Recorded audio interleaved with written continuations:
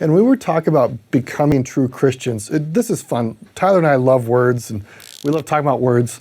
It turns out in English, words that begin with be, that word there actually means fully or completely, 100%.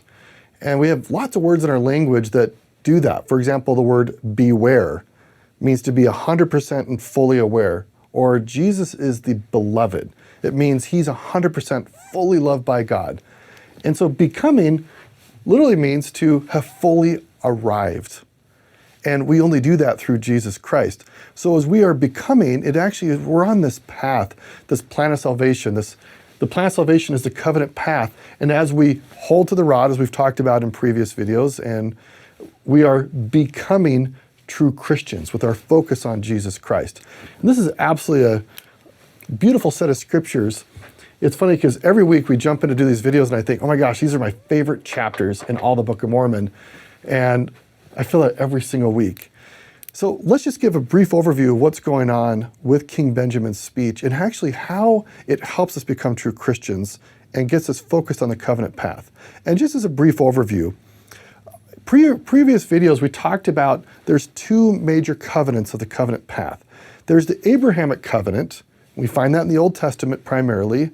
Genesis chapter 12, 1 through 3, where God comes to Abraham and says, I'm going to give you property, posterity, and prosperity. And again, prosperity means to have God's presence with you. And God puts himself under covenantal obligation to provide these things for Abraham. So the Abrahamic covenant is God's duties to us. On the other side, the other covenant is the Mosaic covenant. When God saved his people from Egyptian bondage, he brought them to Mount Sinai, and through Moses delivered to them a whole set of covenantal instructions, laying out for them how they could show their love, their loyalty to him, and be bound to him in covenantal relationship. And if you go to chapter 20 of Exodus, that's where we find the 10 Commandments.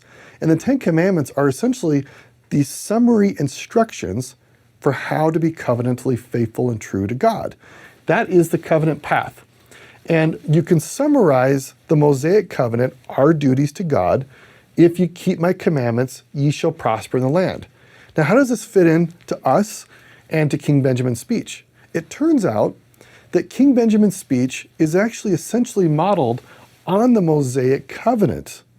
And what we'll hear is instructions about how we can be more like God, how we can be more of service to those around us, how we can be more loving and kind. In fact, much of what happens in King Benjamin's speech are instructions for us to be on the covenant path. And King Benjamin also spends time explaining God's roles and duties to provide prosperity, and that actually is about the atonement of Jesus Christ.